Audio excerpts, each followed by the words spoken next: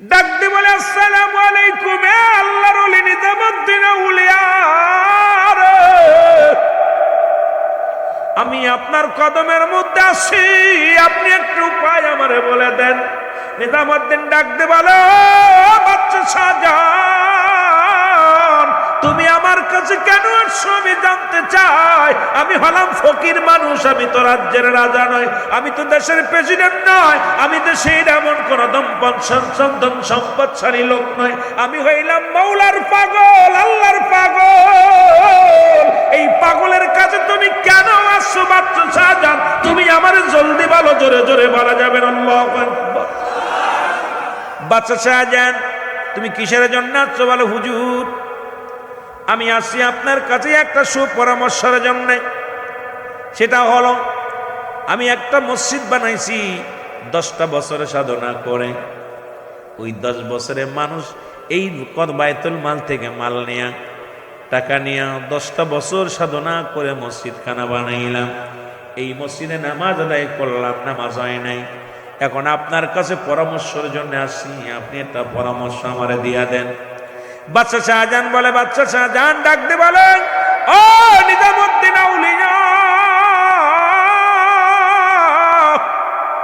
তাড়াতাড়ি আমার একটা পরামর্শ দাও।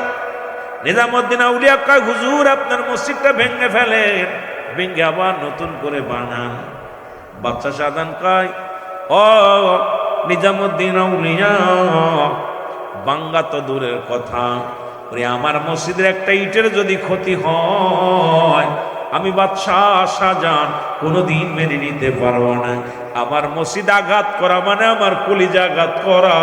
আমি বেঁচে থাকতে আমার মসজিদের গায়ে একটা টুকা মারবে, আমি এটা মানতে পারবো না। জোরে বলেন মারহাবা। আজকে সেই ভারতের মধ্যে অসংখ্য মসজিদগুলো গুঁড়ো করে দিতেছে। এর মসজিদ ভাঙ্গে মন্দির বানায়। ওরে মুসলমান শোনো, এরে মুসলমান, সারা বিশ্বের বুকে অনেক মসজিদের উপর আক্রমণ হয়, মসজিদ আকসার মধ্যে আক্রমণ হয়।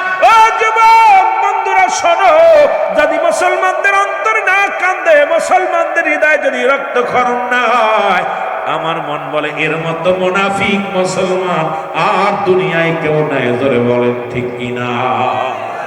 এত কষ্ট করে, এত সাধনা করে মসজিদ বানাইলাম, এখন এই মসজিদে নামাজ আদায় করলাম, নামাজ হয় নাই। কারণ শরিয়াতের কিবলা হলো কাবা, দুজানের কিবলা রাহমাতুল লিল আলামিন, মুনাজাতের কিবলা আরশ আজিম। বাদশা শাহজাহান চিন্তা করে, আল্লাহ, না জানি কিবলা নির্ণয় ঠিক হয় নাই, না জানি কি হয়েছে, আজকে নামাজ পড়লাম, নামাজটা হয় নাই। দ্বিতীয় জুম্মার নামাজ হয়ে গেল। দ্বিতীয় জুম্মায় একই সংবাদ আসলেন, বাদশা শাহজাহান, তুমি যত মুসল্লিদের নিয়ে নামাজ আদায় করলা, কারুর নামাজ আজকেও কবুল হয় নাই। জোরে বলা যাবে না আল্লাহু আকবার। কারুর নামাজ হয় নাই।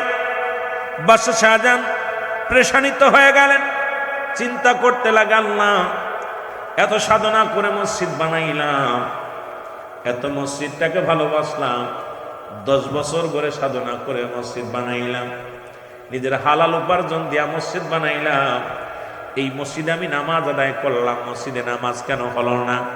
কারণটা কি? উনি গবেষণা করতে লাগলেন আর কাঁদতে লাগলেন। নিশি যখন রাত্র যখন নিশি হয়ে যায়, চোখের পানি ছেড়ে ছেড়ে কান্দার, রব্বে কারীম, আমি এমন কি অপরাধ করেছি, আমার নামাজ হয় নাই, মসজিদের মুসল্লিদের নামাজ হয় নাই, যেহেতু একজন যোগ্য ইমামের পিছে নামাজ আদায় করলাম, সুন্দর মসজিদে নামাজ আদায় করলাম মুসল্লি কিরামদের নিয়ে, তবে কেন নামাজ কেন কবুল হয় নাই? রব্বে কারীম, তুমি একটু আমার জানায়া দাও। চোখের পানিগুলো ফেলায় ফেলায় কাঁদতে লাগলেন। চোখের পানি ফেলায় ফেলায় কান্দে।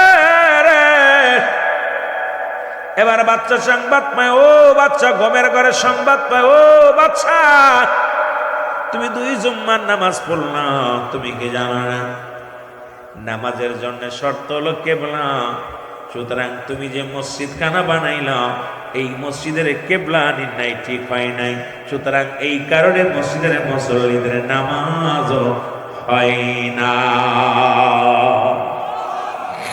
শরিয়াতের কিবলা কাবা, বাদশাহ শাহজাহান বলে, আল্লাহ এখন কি করি? যেহেতু মসজিদের কেবলা নির্ণয় ঠিক হয় নাই, নামাজ যেহেতু আদায় করলাম, নামাজ তো হবে না।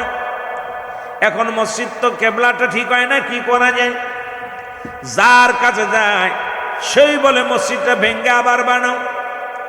বাদশাহ শাহজাহান বলে, শোনো, পৃথিবীর মধ্যে আমাকে হত্যা করো, দুঃখ নাই, আমি বেঁচে থাকতে আমার মসজিদের একটা ইটের গায়ে হাত দিতে পারবা না, কারণ ওই মসজিদটাকে আমি আমার জানের চাইতে বেশি ভালোবাসি।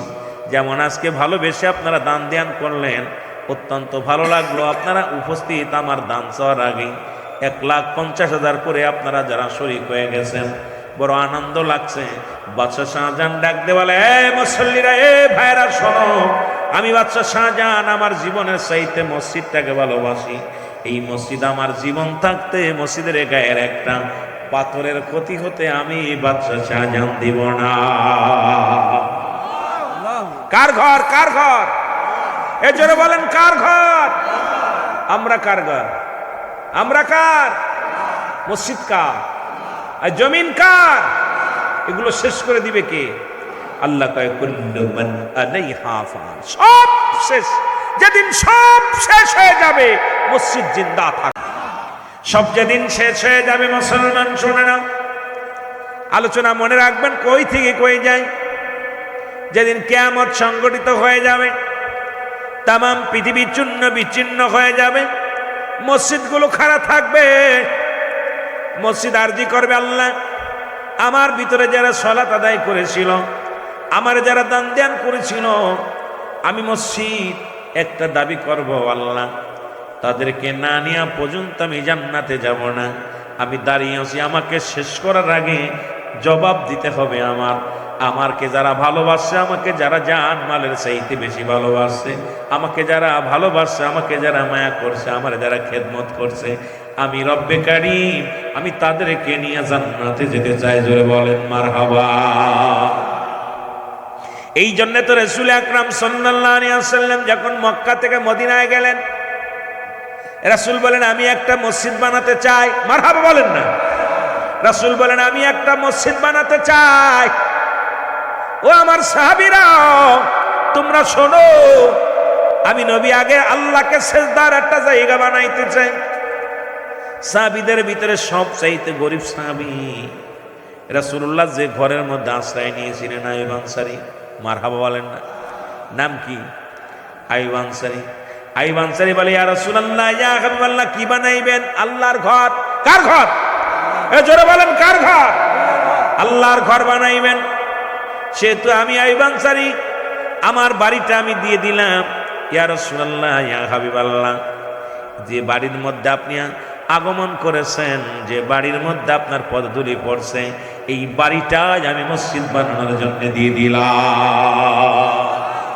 আরো জোরে বলেন না। রাসূল বলে, আইয়ুব আনসারী, তুমি থাকবা কোথায়? এই বাড়িটা একমাত্র তোমার সম্বল। তোমার তো দ্বিতীয় বাড়ি নাই, একটা বাড়ি মাত্র। তা আমি এসে আমার সাহাবীদেরকে নিয়ে উঠেছি তোমার বাড়িতে। আইয়ুব আনসারী বলে, ইয়া রাসূলুল্লাহ, আমিও আল্লাহর, মসজিদও আল্লাহর। ইয়া রাসূলুল্লাহ, ইয়া হাবিবাল্লাহ, এই বাড়িটা আমার আসল বাড়ি না, আমার আসল বাড়ি হলো কবর। আসল বাড়িটা কোথায়? যারা বলেন, আসল বাড়িটা কোথায়? এই যে একটু আগে আমার এক ভাই চলে গেছে, পৃথিবীর মধ্যে আসার একটা সিরিয়াল আছে, যার কোনো সিরিয়াল নাই। আজকে মাহফিলের দিন, তবুও দুনিয়া থেকে বিদায় হয়ে গেল।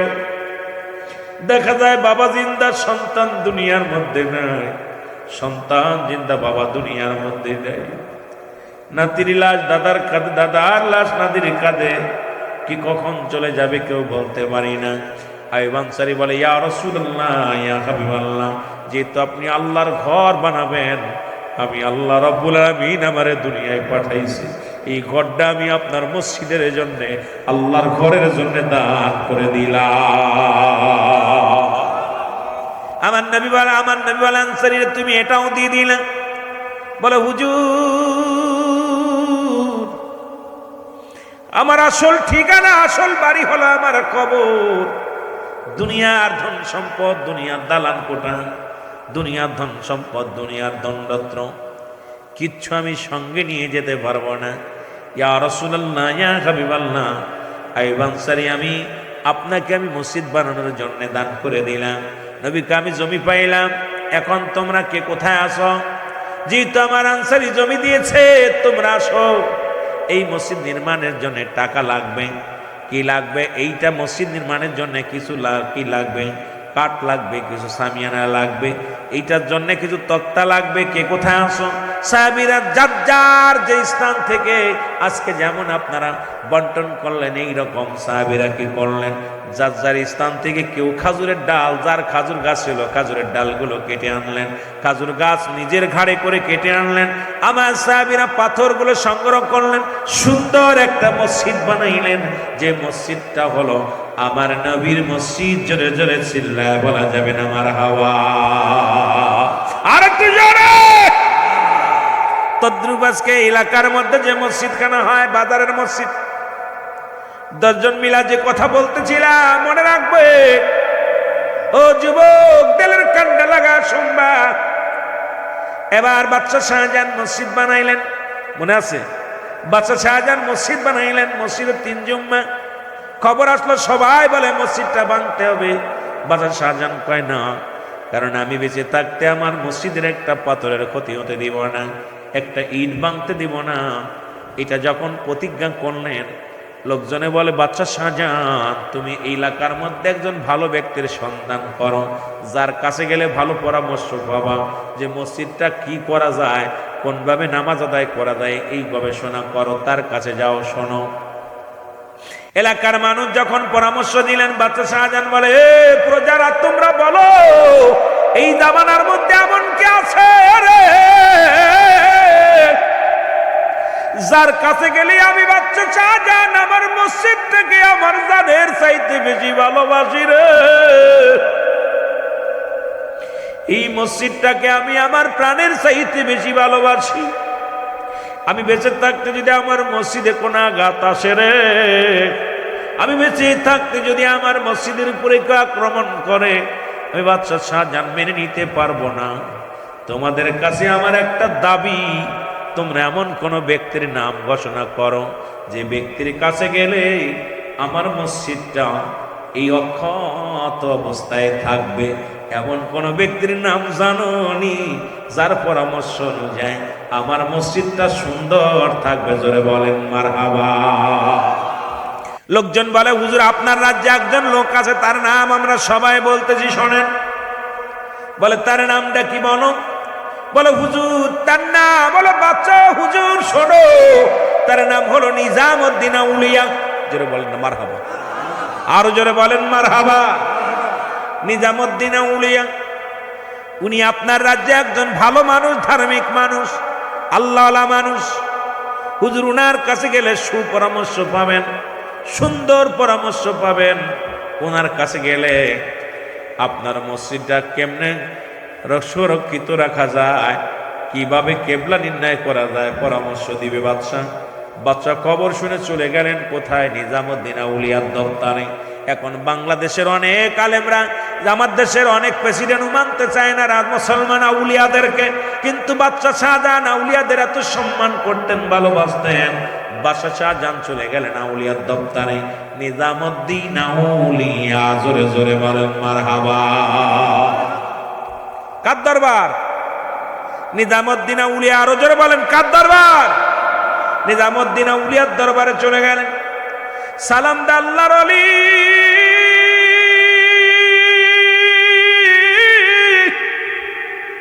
ডাক দিয়ে বলে, আসসালামু আলাইকুম। আল্লাহর ওলি নিজামউদ্দিন আউলিয়া, আমি আপনার কদমের মধ্যে আছি, আপনি একটু উপায় আমারে বলে দেন। নিজামউদ্দিন ডাক দিয়ে বলে, বাদশা শাহজাহান, তুমি আমার কাছে কেন আসছো আমি জানতে চাই। আমি হলাম ফকির মানুষ, আমি তো রাজ্যের রাজা নয়, আমি তো দেশের প্রেসিডেন্ট নয়, আমি দেশের এমন কোন সম্পদশালী লোক নয়। আমি হইলাম মৌলার পাগল, আল্লাহর পাগল। এই পাগলের কাছে তুমি কেন আসছো বাদশা শাহজাহান? তুমি আমার জলদি বলো, জোরে জোরে বলা যাবে না। আল্লাহু আকবার। বাদশা শাহজাহান তুমি কিসের জন্য আসছো? বলে হুজুর আমি আসছি আপনার কাছে একটা সুপরামর্শের জন্য। সেটা হলো আমি একটা মসজিদ বানাইছি 10টা বছরে সাধনা করে। ওই 10 বছরে মানুষ এই বাইতুল মাল থেকে মাল নেয়া টাকা নিয়ে 10টা বছর সাধনা করে মসজিদ খানা বানাইলাম। এই মসজিদে নামাজ আদায় করলাম, নামাজ হয় নাই। এখন আপনার কাছে পরামর্শের জন্য আসছি, আপনি একটা পরামর্শ আমারে দিয়া দেন।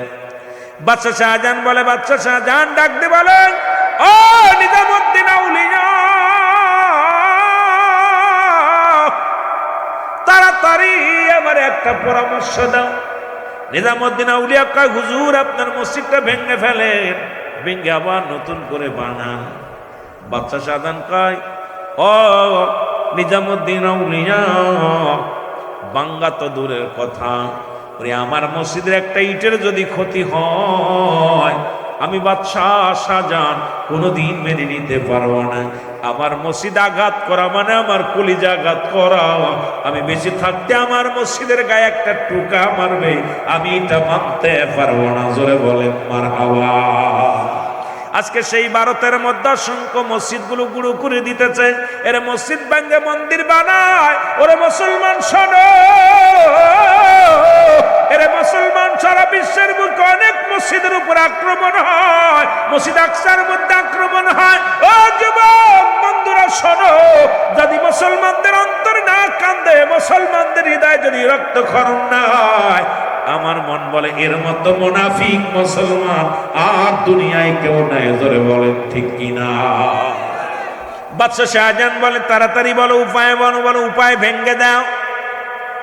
কার কোনো পরামর্শ আসেনি বলো? কয় পরামর্শ আল্লাহ আমার এই শক্তি দেয় নাই, শক্তি একটা দিছে। এই জামানে আপনার বাদশা শাহজাহান শোনেন, আপনার রাজ্যে একজন ফকির আছে, একজন আল্লাহওয়ালা ব্যক্তি আছে।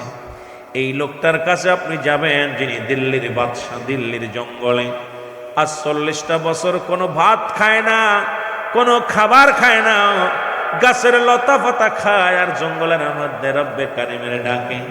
এই পাগলটার নাম হলো আল্লাহর ওলি হারে বারশা রহমাতুল্লাহ আলাইহি। জোরে জোরে চিল্লায়া বলা যাবে না মারহাবা। আল্লাহ বলেন কুরআনুল কারীমের মধ্যে, এখন আবার ওলিদের কথা বললেই বলবেন হুজুর পালেন কোথায়? ওলি আল্লাহ কি কোরআনে আছে? তাফসীর কুরআনুল মাহফিলে আবার ওলি আল্লাহর কথা বলেন কেন?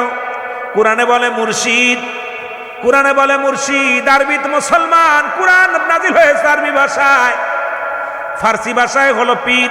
মারহাবা বলেন না। আবার এখন পীরের কথা বললে অনেক আলেমরা কইব তাফসীরুল কোরআন মাহফিলে পীরের কথা বলে কেন? কয় পীরটির তো কোরআনে নাই। কোরআনে কোথাও পীর পাবেন না, কারণ কোরআন তো আর আরবি ভাষায় লেখা হয়েছে, ফার্সি ভাষায় লেখা হয় নাই।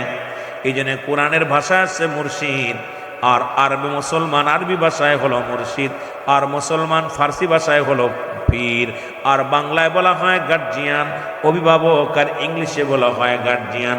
আল্লাহ বলে সূরা ইউনূসের মধ্যে 11 নম্বর পারা 62 নম্বর আয়াত, আল্লাহ বলে আলা। কোন কোরআনের মধ্যে যদি না পান তাফসীর শোনেন আল্লাহ কি কয়? আল্লাহ বলে আলা, সাবধান, ইন্না নিশ্চয় ইন্না উলিল্লাহ, আল্লাহ তরফ থেকে যারা ওলি হয়, লা নাই কোন শব্দের অর্থ ভয়, ওয়ালা যদি অবস্থান করে হুমদের উপরে আহয়ানুন, তাদের কোনো চিন্তা নাই, ভাবনা নাই। কোরআনুল কারীমের মধ্যে সূরা ইউনূসের মধ্যে 11 নম্বর পারা 62 নম্বর আয়াত। এখন যদি কোরআন যদি বলেন পাই নাই, আমি মনে করি আপনারা কোরআন পড়েন নাই। জোরে জোরে চিল্লায় বলো আল্লাহু আকবার। এই জন্য আমি কোরআন থেকে বললাম।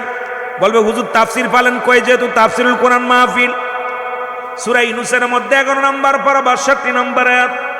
হাদিস শরীফ মেরকাত, সরে মেরকাতে 10ম খণ্ড 722 নম্বর পৃষ্ঠা লিখে নেন ভালো করে। তাফসীরুল বায়ান 5ম খণ্ড 524 নম্বর পৃষ্ঠা। এখন আপনি লিখে নেন, যদি কোনো হুজুর পাই নাই, এখন ওপেন চ্যালেঞ্জ, আপনি ভালো করে লিখে নেন। আল্লাহ রাসূল বলে আলা, সাবধান, ইন্না নিশ্চয় ইন্না উদাল্লাহ, আল্লাহর তরফ থেকে যারা ওলি হয় লা ইয়ামুত, তাদের মৃত্যু নাই। সুতরাং আল্লাহর নবীজু বলছে, আল্লাহ বলছে। এখন আমি মৌলবী বললে দোষ কি? জোরে বলেন ঠিক কিনা? আপনি মানবেন না ঠিক আছে, কিন্তু মানুষের সামনে আইয়া যদি বলেন ওলি আল্লাহ লাগবে না, পীর সাহেব লাগবে না, আমি মনে করি আপনার ওয়াজ শোনায় জায়েজ নাই। জোরে বলেন ঠিক কিনা? আপনার ওয়াজে বসাই জায়েজ নাই। কারণ বাংলাদেশে বাস করবেন, অলি মানবেন না, বাপ মার গর্বে জন্ম নিবেন, মায়ের গর্বে মা মানবেন না, এগুলো আমি মানতে পারবো না। যেটা বলেন ঠিক কিনা? আমার বন্ধুগণ গভীর মনোযোগ। এইবার নিজামুদ্দিন আউলিয়া ডাক দিয়ে বলে, আল্লাহর ওলি নিজামুদ্দিন আউলিয়া ডাক দিয়ে বলে, বাচ্চা শাহজাহান,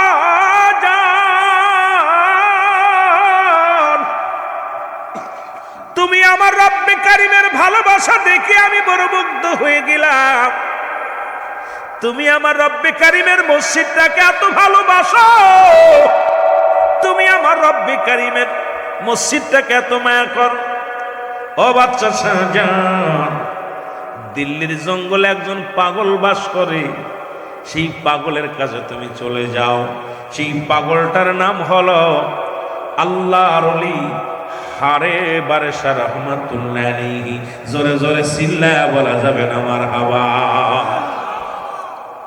বাচ্চা শাহজাহান বাড়িতে আসলেন, বাড়িতে এসে খানা পিনা নিয়ে, পানি নিয়ে, খানা নিয়ে জঙ্গলে রওনা হয়ে গেলেন।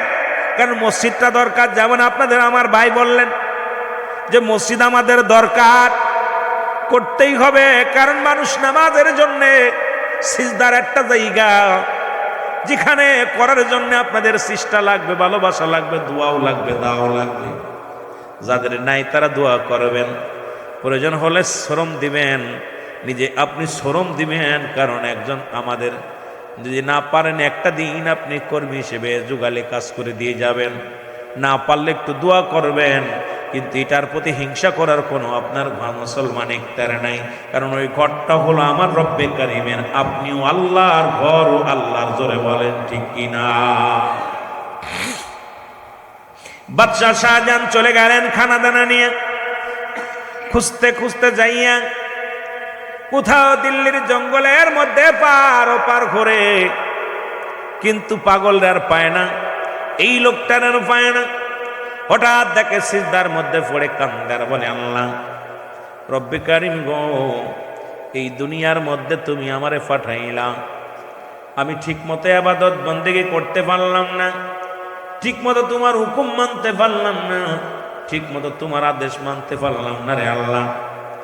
আমি কখন মারা যায়? আমার স্বপ্ন ছিল একটা জায়গা ঘুমাবো, যেখানে শুয়া শুয়া মসজিদের আজান শুনবো। স্বপ্ন কি? আজান শুনবো, মসজিদের আজান শুনবো। কিন্তু আমার কপালে নাই। 40টা বছর জঙ্গলায় কাটা দিলাম। এই 40টা বছর একদিন নয়, দুদিন নয়, 40টা বছর জঙ্গলে আমার ঠিকানা। গাছের লতা পাতা খায় আর তোমার জিকির করি আল্লাহ। স্বপ্ন আছে যেদিন আমি ঘুমাইব, ওই ঘুমের ঘরের মধ্যে যেন আজানের শব্দ শুনতে পাই, ওই ঘুমের মধ্যে যেন কোরআনের বাণী শুনতে পাই। এটা আমার আশাটা কি পুরা হবে আল্লাহ? এইটা বাসনা নিয়ে দরবার, আল্লাহ দরবারে কান্দে। এর মধ্যে বাচ্চা শাহজাহান দাঁড়ায় আছে। বাচ্চা শাহজাহানকে দেখেই ডাকতে বলে, পাগলা ও বাচ্চা শাহজাহান, তুমি কেন এই জমিনের মধ্যে আসলা? তুমি কেন দিল্লির জঙ্গলে? জোরে বলা যাবে না মারহাবা? আর একটু জোরে বলেন মারহাবা। তুমি কেন দিল্লির জঙ্গলে? বাচ্চা শাহজাহান বলে, হুজুর আপনি কে গো? আমি তোমার রাজ্যে বাস করি, আমারে তুমি চেনো না? যেহেতু রাজ্য তোমার, তুমি বাচ্চা শাহজাহান, তুমি হলে দিল্লির প্রেসিডেন্ট, আর আমি বললাম দিল্লির ফকির। তোমার রাজ্যে বাস করি, আমি খবর রাখি। তুমি হলে দেশ রাষ্ট্র নায়ক, তুমি বাদশাহ শাহজাহান। সুতরাং শোনো, তুমি কেন এই দিল্লির জঙ্গলে আসছো? বাদশাহ শাহজাহান চোখের পানি ছেড়ে কান্দার বলে, হুজুর চোখের পানি ফেলায় ফেলায় কান্দের ডাক দে বলে, আল্লাহর ওলি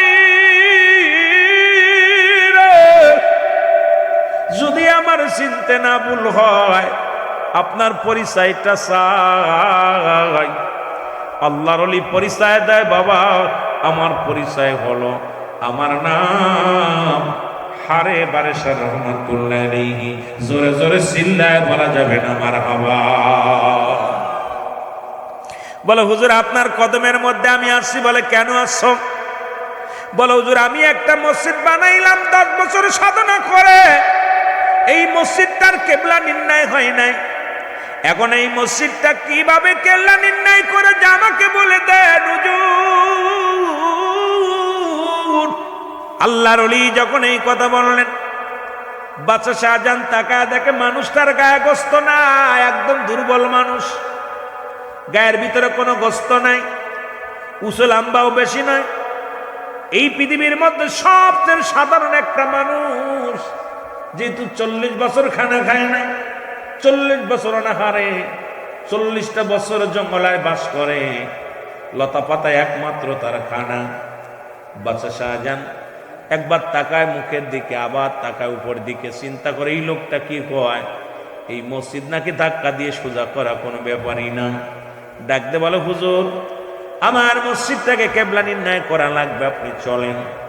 ডাকতে বলে, বাদশা শাহজাহান যেতে পারি, আমার একটা শর্ত আছে, যদি মানো। কয় শর্তটা কি?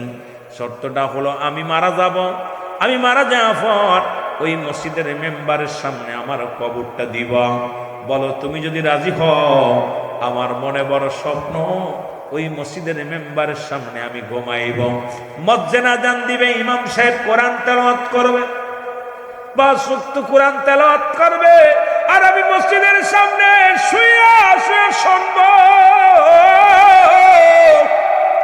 তুমি যদি আমাকে এই হুকুমটা দাও, এইটা যদি রাজি হও, ও বাদশা শাহজাহান তোমার মসজিদটা আমি কেবলা নির্ণয় করে দিব। জোরে জোরে চিল্লা বলা যাবে না মারহাবা। বাদশা শাহজাহান বলে আমি রাজি। মারহাবা বলে আরো জোরে। কয় তাহলে চলো। হুজুর কাপড় চোপড় গুছাই নিবেন না? কয় বাবা আমি এক কাপড়ে জীব দীর্ঘদিন। কিসের কাপড় বাবা? কারণ এই দুনিয়া ক্ষণস্থায়ীর জন্য, চিরস্থায়ী হলো আমার কবর। সুতরাং আমি পাগল মানুষ, আমি রব্বে কারিমের পাগল। এই দুনিয়ার মধ্যে কিসের পোশাক, কিসের সম্বল, কিসের কম্বল?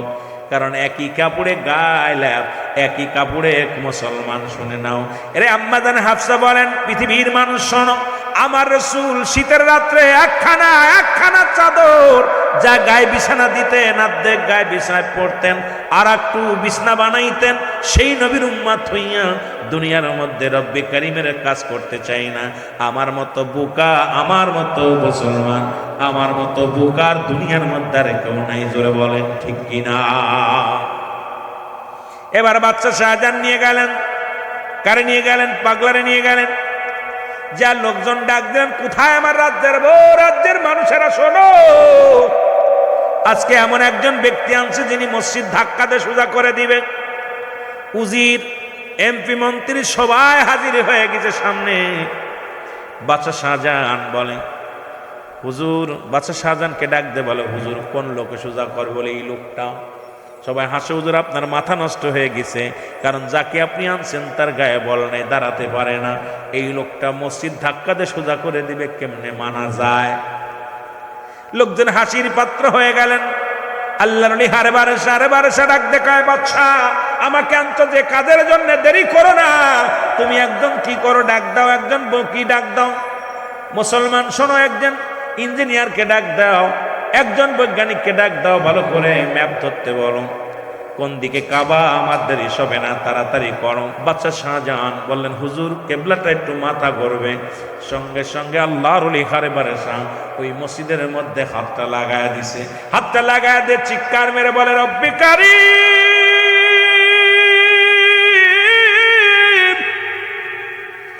এ রব্বে কারীম, এই মসজিদ তোমার ঘর, আমিও তোমার। 40টা বছর জঙ্গলায় কাটাইলাম রে, জীবনে কোনোদিন কিছু তোমার কাছে চাই নাই, জীবনে কোনোদিন তোমার কাছে বাড়ি চাই নাই, গাড়ি চাই নাই, দুনিয়ার মধ্যে কোনো কিছু চাই নাই। আজকে একটা মাত্র চাও, তোমার মসজিদটা ঘুরে যেতে বলো। এই মসজিদের মেম্বারের সামনে আমি ঘুমাইবো, আমি চির ঘুমে ঘুমাইবো রে আমার আল্লাহ। এই মসজিদটা যেন তাড়াতাড়ি ঘুরে যায়। জোরে জোরে বলেন মারহাবা। যদি কেউ দিল্লি যান, দিল্লির জুমা মসজিদে নামাজ আদায় করবেন, দেখবেন ওই মসজিদের ভিতরে নামাজ আদায় করতে গেলে একটা মানুষ যখন দাঁড়ায় যাবেন, মনে হয় চারিদিকে মানুষ দাঁড়ায় আছে। ডান দিকের পিলারটা দেখে এসেছিলাম ভাঙ্গা। ও মুসলমান শুনে নাও, কারণ একটা গাছ পড়িয়া পিলারটা ভাঙছে। ওই মসজিদের সামনে আল্লাহর ওলি হারে বারেসার মাজারটা আছে। আজও পর্যন্ত জীবনের স্বপ্ন ছিল আমার বাবারা আমার, আজকে আপনাদেরও সেই স্বপ্ন থাকার দরকার। আল্লাহর ঘর মসজিদ আমরা বানাইব জানমাল দিয়া।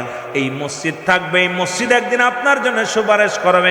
এই মসজিদ একদিন ডাকবে, আল্লাহ অমুক মিয়া আমারে দান করেছিল, অমুক মিয়া আমার ইট দান করেছিল, অমুক মিয়া আমারে পাথর দিয়েছিল, অমুক মিয়া আমারে কি দিয়েছিল, মুসলমান শোনো লোহা দিয়েছিল, অমুক মিয়া আমার টায়াসের কাজ দিয়েছিল।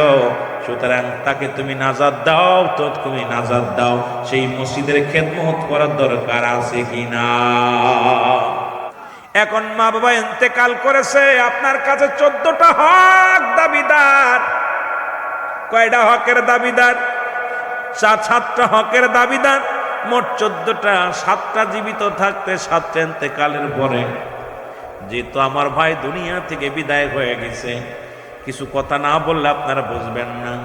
এই পৃথিবীর মধ্যে 7টা হক বাবা মা ইন্তেকালের পরেও সন্তানের কাছে রয়ে যায়। এই 7টা হক যদি আদায় না করেন, আপনি আল্লাহর দরবারে কি জবাব দিবেন? জবাব দিতে পারবেন না। 1 নাম্বার হক হলো তাদের জন্য মাগফিরাত কামনা করা। জোরে বলেন মারহাবা, আর একটু জোরে বলেন মারহাবা। এখন আমার দেশের মৌলবীরা মাগফিরাত কামনা করলেই কয় নাজায়েজ, বেদাত, হারাম, নাজায়েজ। আমার আব্বা আমার মা মারা গেছে, তাদের জন্য 1 নাম্বার হক হলো হকগুলো আদায় করতে হবে। আমার রসুল বলে গেছেন, এই হকগুলো যদি আদায় না করি আমরা দায়ী থাকবো কি থাকবো না? জোরে বলেন থাকবো কি থাকবো না? 1 নাম্বার হক হলো তাদের জন্য মাগফিরাত কামনা করা। সদা সর্বদাই মাগফিরাত কামনা করবেন আল্লাহ তাদের জন্য সুখে রাখে ওই কবরের মাজারে, তারা যেন সুখী থাকে আল্লাহ। সদা সর্বদাই যেখানে থাকবেন, যেখানে যাবেন, সেখানেই তাদের জন্য দোয়া চাবেন, তাদের জন্য মাগফিরাত কামনা করবেন আল্লাহ। আব্বা মা দুনিয়া থেকে বিদায় হয়ে গেছে, তারা যেন সুখে থাকে কবরের মধ্যে, তারা যেন কবর জগৎটা সুখময় হয় আল্লাহ, কবর জগৎটা যেন শান্তির মধ্যে থাকে। এই জন্য বেশি বেশি করে তাদের জন্য মাগফিরাত কামনা করতে হবে। 2 নাম্বার তাদের জন্য সবর রেসানি করা। জোরে বলেন মারহাবা, আরো জোরে বলেন মারহাবা। এদের জন্য দোয়া করার দরকার, সবর রেসানি করার দরকার আছে কিনা? জোরে বলেন আছে কিনা? আমার দেশের মৌলবীরা এখন দোয়া করতে চায় না। অবশ্য মুসলমান তাবলিগ জামাতের ভাইয়েরা শুনে নাও গভীর মনোযোগ।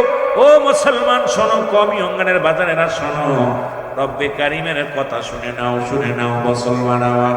এর মুফতি শফিক আহমেদের লেখা ফতোয়ায়ে দেওবন্দের মধ্যে প্রথম খণ্ডের মধ্যে 24 নাম্বার পৃষ্ঠার মধ্যে বয়ান করে 5 ওয়াক্ত নামাজ পড়ে জিয়ারত করে সর্বআলাতে আল্লাহর দরবারে 2টি হাত উঠায় দোয়া হলো উত্তম মুস্তাহাব। একখান দলিল দেখাও দোয়া করা যাবে না, একখান দলিল দেখাও জীবনে আর দোয়া করব না। ও আলেম ওলামা গভীর মনোযোগ, আজকে তাদের জন্য দোয়া করলেই বলো বেদাত আর নাজায়েজ। কারণ যাদের সম্পদ গ্রহণ করলা, যাদের বাড়িতে তুমি বাস করো, তোমার বাপ মার দেওয়া ঘরে তুমি বাস করো, বাপ মার কিনা সম্পদ তুমি গ্রহণ করেছো, বাপের দেয়া তুমি রক্ত মাংস তুমি ভোগ করতেছো, সব কিছু ভোগ করতেছো, শুধু দোয়া করা বেদাত। তোমার কপাল মন্দ, জোরে জোরে চিল্লায় বলো ঠিক কিনা? এই জন্য 2 নাম্বার তাদের জন্য সব রেসানি করা। করবেন নি? জোরে বলেন করবেন নি? এই যে প্রতিবেশী ভাইয়েরা বলে গেছে তার জন্য দোয়া করবেন, সব রেসানি করবেন। এখন আমরা প্রতিবেশীরা, বাবা আমাদেরও হক আছে তার জন্য দোয়া করা। তার পিতা মাতা রেখে গেছে, যাদের সন্তানগুলো রেখে গেছে তাদের জন্য দোয়া করা। মুসলমান শুনে নাও, ও মুসলমান, 2 নাম্বার হলো তাদের জন্য সব রেসানি করা। 3 নাম্বার হলো মুসলমান শুনে নাও, তার ওসিয়াত পূরণ করা। শরীয়ত মোতাবেক যত ওসিয়াত করে গেছে এগুলো পূরণ করা। দুনিয়ার মধ্যে থেকে বাবা চলে গেছে, অনেক বাবা দেখা যায় মরার আগে বলে অমুক মসজিদে 1 লাখ টাকা দিস, অমুক জমিটা অমুকে দিয়া দিস, তোর ভাইয়ের ওই সম্পদ দিস, এইটাও করিস এইটা করিস, কিন্তু ছেলেরা এইটা করে না। আমার বাবা একটা নসিহাত, একটা ওসিয়াত। নসিহাত হলো দুনিয়ার মধ্যে জীবিত থাকতে সুন্দর পরিবেশে রাগের জ্বালায় বা কোন রকম ওসিয়াত করে গেলেন, বাবা এটা করো ওটা করো, ও মুসলমান, এটা হলো নসিহত। আর ওসিয়াত হলো মৃত্যু সজ্জায় যখন মানুষ মৃত্যুবরণের সময় হয়ে যায়, শেষ সময় বাবা যখন এইগুলো বলে যায়, এই শরীয়ত মোতাবেক ওসিয়াতগুলো পালন করা আপনার আমার জন্য ওয়াজিব হয়ে যায়। জোরে জোরে বলেন মারহাবা। অধিকাংশ সন্তানগুলো এগুলো পালন করে না, এটা ধারেও যায় না। এই সন্তানগুলো ধরা পড়ে যাবে বাবা মুসলমান। এ যুবক, দিলের কান্ডা লাগা শোনো। 4 নাম্বার হলো তাদের পৃথিবীর মধ্যে যদি কোনো দিনা পাওনা থেকে থাকে, এগুলো পরিশোধ করতে হবে। মুসলমান বাবারা আমার, এই দুনিয়ার মধ্যে তোমার বাবা তোমার মা ইন্তেকালের পরে যদি কোনো দিনাদায় থেকে যায়, এটা খবর নিবা। ওই বাবার লাশ সামনে নিয়ে মাপসাবা না। কারণ আমরা দুনিয়ার মধ্যে দেখি বাবার লাশটা সামনে নিয়ে কবর মুসলমান মুসল্লিদের সামনে বাবাকে লাশটারে ছোট করা হয়, বলে আমার আব্বা মাফ চাইতে পারেন, এটা আমার আব্বার জন্য ক্ষমা করবেন, আমার আব্বার জন্য দোয়া করবেন, চলাফেরার মধ্যে যদি ভুল টুটিতে ক্ষমা করবেন। আপনি গোপনে গোপনে খবর নিবেন, কারণ ওই মানুষটা তো আপনার বলবে না 2000-5000 টাকা পারলে বলবে না। গোপনে গোপনে খবর নিবেন, মানুষের কাছে কানে কানে আপন যাদের সাথে চলতেন এই খবর নিয়ে তাদের দিনাদায় শোধ হবেন। কারণ বাবারে ছোট করবেন না, তাদের দিনা পাওনাগুলো পরিশোধ করতে হবে। জোরে বলো মারহাবা। আর একটু জোরে বলো আল্লাহু আকবার। এ মুসলমান, 6 নাম্বার হলো 6 নাম্বার হলো তাদের আত্মীয় সঙ্গের সঙ্গে ভালো ব্যবহার করা। নিকটতম আত্মীয় স্বজন যারা থাকে, বাবার আত্মীয় মার আত্মীয়, পৃথিবীর মধ্যে বাবা মায়ের আত্মীয় স্বজন যারা আছে তাদের সঙ্গে দুর্ব্যবহার করা যাবে না, ভালো ব্যবহার করাতে হবে।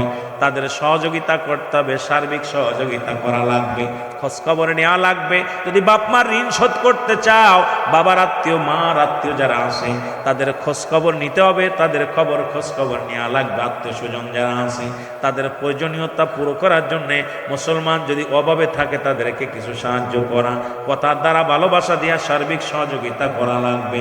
নয় তোমার আব্বা মার হক আদায় হবে না। জোরে বলো আল্লাহু আকবার। আর একটু জোরে চিল্লায় বলো আল্লাহু আকবার। 7 নাম্বার হলো তোমার আব্বা মার নিয়মিত সময় করে জিয়ারত করা, কবর জিয়ারত করা। আমার দেশের মুসল্লিরা এখন তো জিয়ারত করতে চায় না, কয় নাজায়েজ বেদাত হারাম। আমি বলি আলেমরা, আমার নবীজি প্রথম জীবনে ঘোষণা করেছিল আমার সাহাবীরা তোমরা বেশি বেশি করে তোমরা কি করো। প্রথম জীবনে নবী বলছে খবরদার তোমরা কবর জিয়ারত করো না, কারণ কবরকে পূজা বানায় ফেলবে। কবরটা মুসলমান তারা কবরটারে কি করবে, সিজদার জায়গা বানায় ফেলবে। এই জন্য আমার নবী প্রথম জীবনে বারণ করেছিল কবর জিয়ারত করো না। শেষ জীবনে নবীজি বলছে তোমরা বেশি বেশি কবর জিয়ারত করবা। নবীজি শেষ সময় বলে গেছে আমার সাহাবীরা রে তোমরা বেশি বেশি করে কবর জিয়ারত করবা, কারণ কবরের পাশে দাঁড়ায় গেলে তোমার আব্বা মার কবরের পাশে যখন দাঁড়ায় যাবা সঙ্গে সঙ্গে তোমার ভিতরে একটা অনুশোচনা হবে, হৃদয়ের ভিতর কাফন ধরে যাবে, আব্বা মার জন্য মায়া লাগবে, তোমার দুনিয়া বিমোহ কেটে যাবে, পরকালের কথা মনে পড়ে যাবে। এই জন্য নবী বলছে বেশি বেশি করে কবর গোরস্থানে যাওয়া। আর আমার দেশের মানুষ এখন কবর দেখলেই ভাঙার জন্য প্রস্তুতি। এ মুসলমান শুনে নাও, রাসূল বলছে কবরের পাশে যাও, জিয়ারত করো, কারণ ওই ব্যক্তি অসহায়, নিজের জন্য কোনো কামাই করতে পারে না। কারণ তুমি যেটা দিবে এটা তুমি সেই ব্যক্তির জন্য বড়ই কামে লাগবে রে। এই জন্য আপনার আব্বা মা দুনিয়ার মধ্যে যারা দুনিয়ার মধ্য থেকে বিদায় হয়ে গেল, 7 নাম্বার হলো সেই পিতা মাতার কবরটা সময় করে বেশি বেশি করে জিয়ারত করতে হবে। জোরে জোরে বলো মারহাবা। আর একটু জোরে বলেন মারহাবা। এই জন্য রাসূল বলছে তোমরা কি কবুল হজের সব পাইতে চাও? সাহাবীরা বলে হুজুর কে বানা চায়? নবী বললেন তোমাদের পৃথিবীর মধ্যে পিতা মাতা যাদের জিন্দা আছে বাড়িতে সালাম দিবা, আসসালামু আলাইকুম মা, আসসালামু আলাইকুম বাবা, তোমার আমলনামায় একটা কবুল হজের সব লেখা হয়ে যাবে। জোরে বলেন মারহাবা। একটু জোরে বলা যাবে না মারহাবা? একটা কবুল হজের সব লেখা হয়ে যাবে। সাহাবীরা কান্দার বলে ইয়া রাসূলুল্লাহ ইয়া হাবিবাল্লাহ, 2 দিন আগে আজকে আমার আব্বা মারা গেল, আজকে যার বাবা মারা গেল, ওই লোকটা এই সব থেকে বঞ্চিত হয়ে গেল।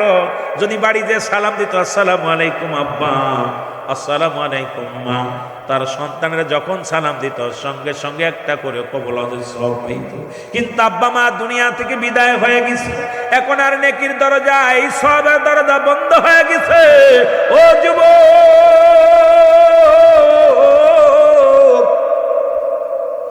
নবীজিও কান্দে, সাহাবীরাও কান্দে।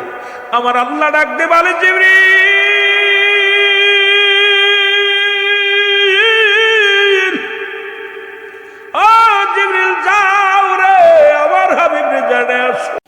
সাহাবীদের জন্য বলে, যাদের আব্বা নাই, যাদের মা নাই, কারণ নবীজিও নিজে কাঁদছে। নবীর বয়স যখন 6 মাস মার গর্ভে বাবা মারা যায়, যখন 6 বছর বয়স মা মারা যায়, এই দুনিয়ার মধ্যে নবীজিও ছিলেন এতিম। আমার নবীও কান্দে, সাহাবীরাও কান্দে। আল্লাহ ডাক দে কয়, জিবরিল রে যাও যাও, আমার হাবিবরে জানায় আসো, সেও যেন চোখের পানি না ফেলে কান্দে।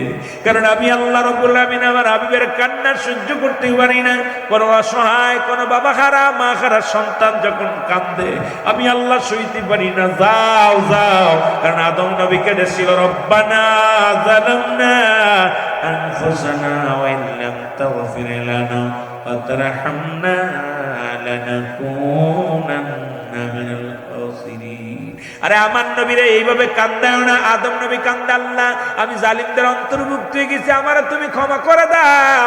ইউনূস আলাইহিস সালাম কান্দে, লা ইলাহা ইল্লা আনতা সুবহানাকা ইন্নী কুনতু মিনাজ জালিমিন। আর ইউনূস আলাইহিস সালাম কান্দে, আল্লাহ আমি জালিমদের অন্তর্ভুক্ত হয়ে গেছি, আমারে তুমি ক্ষমা করে দাও। আর আমার নবী কান্দের ডাক দে বলে, আল্লাহ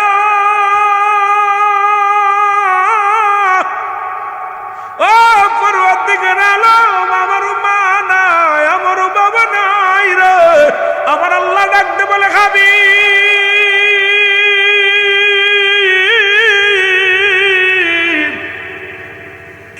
ও নবী, নবী গো, আপনি কান্দেন আর বলেন, রব্বির হামহুমা কামা রব্বায়ানি সগীরা। জোরে বলেন না মারহাবা। দেখেন না, আদম আলাইহিস সালাম কান্দে, রব্বানা যালামনা আনফুসানা ওয়া ইল্লাম তাগফির লানা ওয়া তারহামনা লানাকুনান্না মিনাল খাসিরিন। কে কান্দে?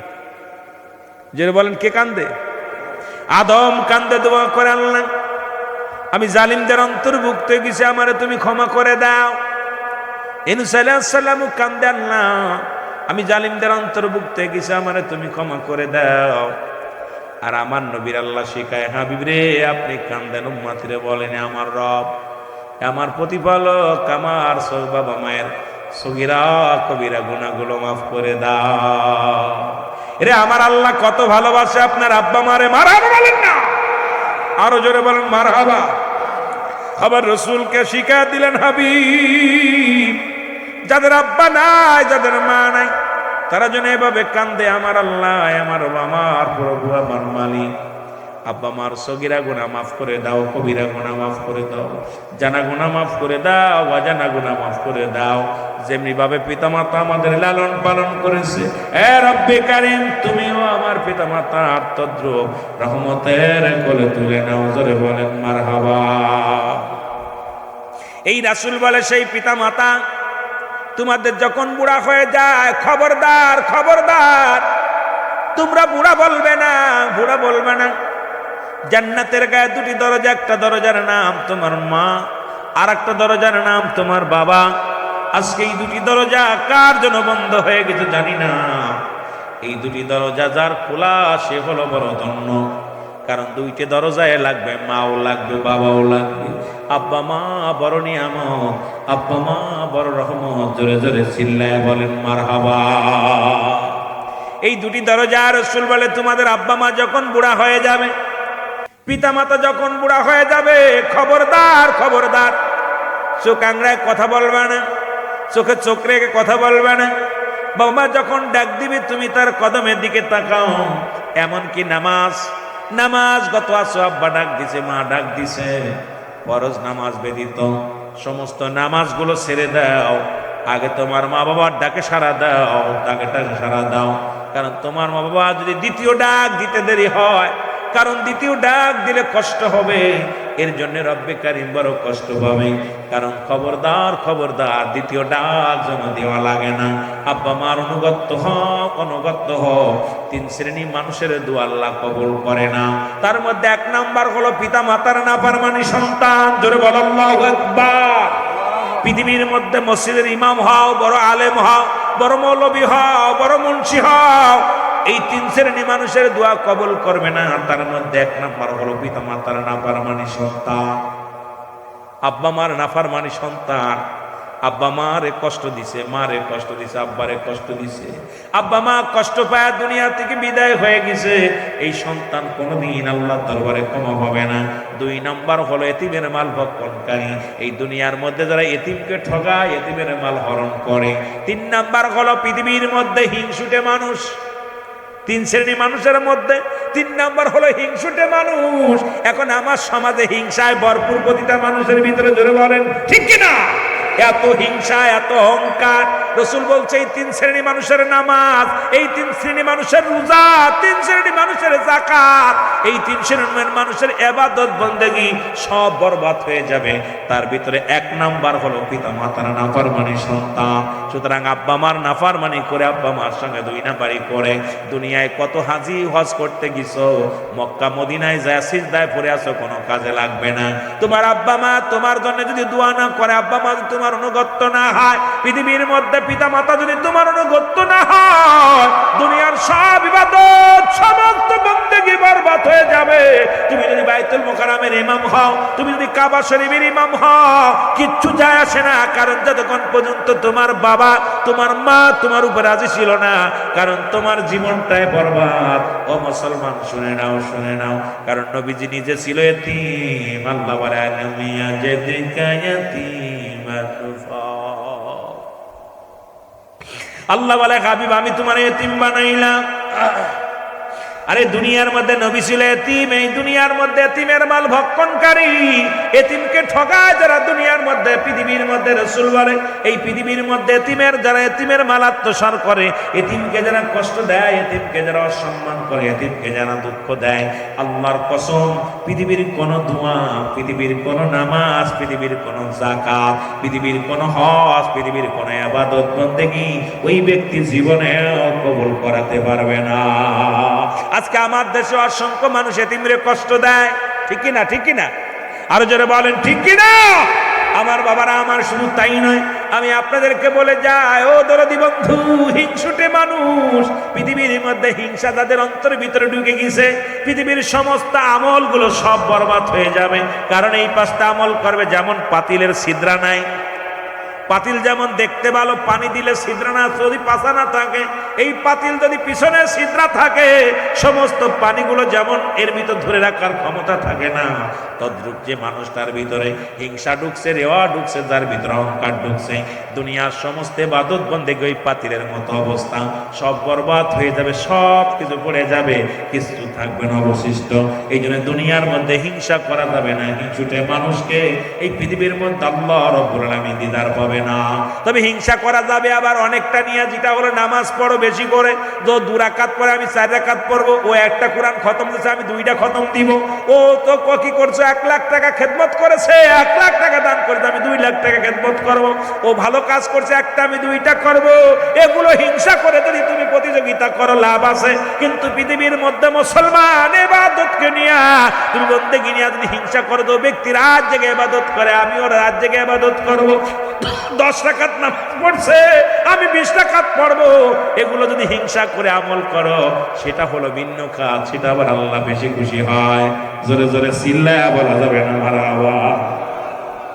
রব্বুল আলামিন আপনাকে আমাকে জেলখানায় নেন নাই, হাসপাতালে নেন নাই, সুন্দর পরিবেশ, জান্নাতের বাগান, কোরআনের মাহফিল, সর্বশ্রেষ্ঠ কিতাব রব্বি করিমের পাঠানো কিতাব, শুধু মানব জাতির জন্য নয়, গোটা বিশ্ববাসীর জন্য, কুল কায়নাতের জন্য যে কিতাব রব্বি করিম পাঠাইলেন, সেই কোরআনের মাহফিলে আসার মতো, বসার মতো সুযোগ দান করল। উচ্চ কণ্ঠে আওয়াজ দিয়ে চিল্লায় বলেন আলহামদুলিল্লাহ। যে কোরআন পৃথিবীর মধ্যে প্রেরণ করলেন, আসমানের উপর আসমান সহ্য করতে পারেন নাই, যেটা মুসলমান পাহাড়ের উপরে পাঠাইলেন, পাহাড় সহ্য করতে পারেন নাই, দুনিয়ার মধ্যে কোরআনুল কারীম মানব জাতির হৃদয়ের মধ্যে, মানব জাতির মধ্যে দিলেন। এই মানব জাতি সমস্ত জাতির মধ্যে শ্রেষ্ঠ জাতি, আর এই শ্রেষ্ঠ জাতিকে একটা কিতাব উপহার দিলেন, সেটা হলো আল কোরআন। জোরে জোরে চিল্লায় বলা যাবে না মারহাবা। আল্লাহ বলেন যার মধ্যে কোনো সন্দেহ নাই, পড়েন বিসমিল্লাহির রাহমানির রাহিম।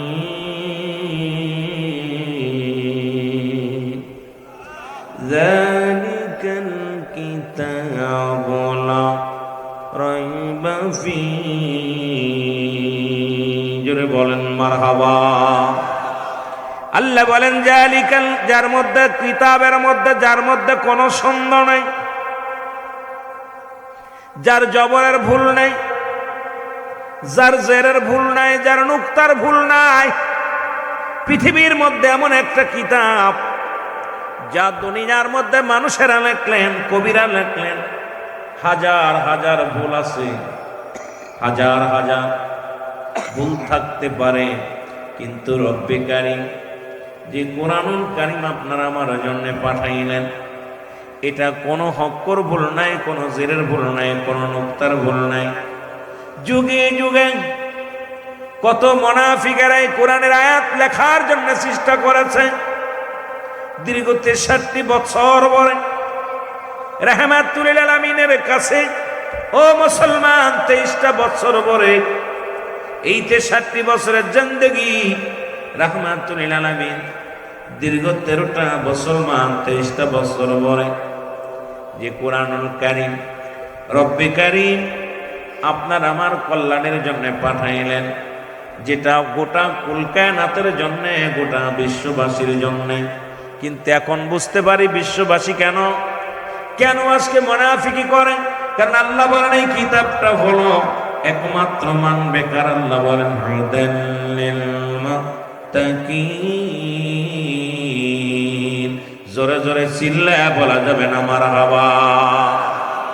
আল্লাহ বলেন এটা হিদায়াত প্রাপ্ত বান্দাদের জন্য, মানুষের জন্য নাই। কারণ মানুষের মধ্যে আল্লাহ মিনান নাস, মানুষের মধ্যে মাকুল, তারা বলবে আমান্না, তার ঈমান আনছে বিল্লাহি, আল্লাহর প্রতি, অবিলাও মিনা কিরাতের প্রতি বিশ্বাস স্থাপন করছে। ওমা হুম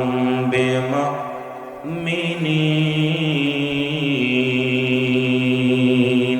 আমার রাহমাতুল লিল আলামিনের কদমের মধ্যে একদল মানুষ যেত, তারা সদা সর্বদাই বলতেন আমরা ঈমানদার, আমরা মুমিন, আমরা মুত্তাকিন। আজ বুঝতে আর বাকি নাই, কারণ কোরআনের প্রতি অবমাননা করা হয়, কোরআনের প্রতি ভুল ধারণা দেয়া হয়।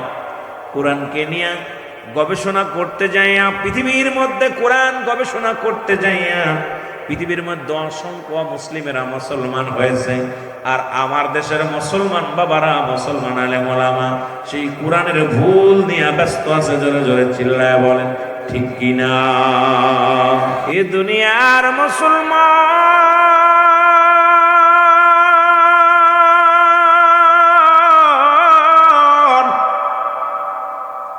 যে কথাগুলো বলি দিলের কান্ডা লাগা শোনো গো। আমি আস্তে আস্তে আলোচনার মধ্যে ডুবব, কারণ এই পৃথিবীর মধ্যে কোরআন যদি গোটা জাতির জন্য বানাইতেন, গোটা জাতি হিদায়াতের মধ্যে আসতো। এই জন্য কোরআনের মধ্যে মজার একটা বিষয়, একমাত্র হিদায়াত প্রাপ্ত বান্দাদের জন্য হলো কিতাব কোরআন। আর এই কোরআন যারা বোঝে তারা নবীর প্রতি তাদের ভালোবাসা আছে, কোরআন যারা মানে নবীর উপরে ভালোবাসা তাদের আছে, কোরআনের প্রতি যাদের জ্ঞান আছে, রসুলের প্রতি তাদের ভালোবাসা আছে, কোরআনের প্রতি যাদের সম্মান আছে, নবীর প্রতি তাদের সম্মান আছে।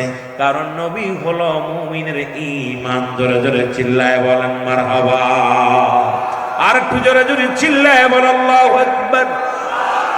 আর একটু জোরে চিল্লায় বলেন আল্লাহু আকবার। এখন আমার দেশে অসংখ্য আলেম ওলামা বলতেছে কোরআনের মধ্যে ভুল আছে। সেই ভুলটা ধরতে যায় ছোট্ট একটা সূরা। কারণ আপনাদের ইমাম সাহেব যখন সূরা পড়ে, সূরা ইখলাস, সূরা নাস, সূরা ফালাক, ছোট্ট ছোট্ট সূরাগুলো পড়ে, তেলাওয়াত করে, আমার দেশের সাধারণ পাবলিক গুলো, সাধারণ মুসল্লি গুলো এই কোরআনটাকে মুখস্থ করে ফেলে। এখন আমার দেশের তথাকথিত কিছু আলেম নাস্তিকদের সঙ্গে হাত মিলায়া, অমুসলিমদের সঙ্গে হাত মিলায়া তারা বলতেছে কোরআনের মধ্যে একটা সূরা জাল, যেটা হলো সূরা ইখলাস, আমার সাথে সাথে পড়েন বিসমিল্লাহির রাহমানির রাহিম কুল হুয়াল্লাহু আহাদ আল্লাহুস সামাদ লাম ইয়ালিদ ওয়া লাম ইউলাদ ওয়া লাম ইয়াকুন লাহু কুফুয়ান আহাদ। জোরে জোরে চিল্লায়া বলা যাবে না মারহাবা। আল্লাহ ডাক দে বলে হাবিব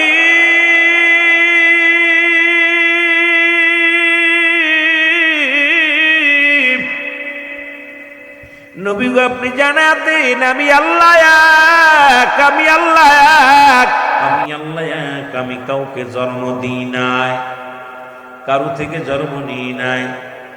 আসমান জমিনের মধ্যে আমার সমতুল্য সমকক্ষ আর কেউ নাই। সারা পৃথিবী আমার মুখাফেকি, আমি কারো মুখাফেকি নাই। যারা বলেন ঠিক কি? আমার আপনার আল্লাহ কয়জন? আরো যারা বলেন কয়জন? এখনো মুসলিমদের আল্লাহ কয়জন? কথা বলেন কয়জন? খ্রিস্টানদের আল্লাহ কয়জন? নাসারাদের আল্লাহ কয়জন?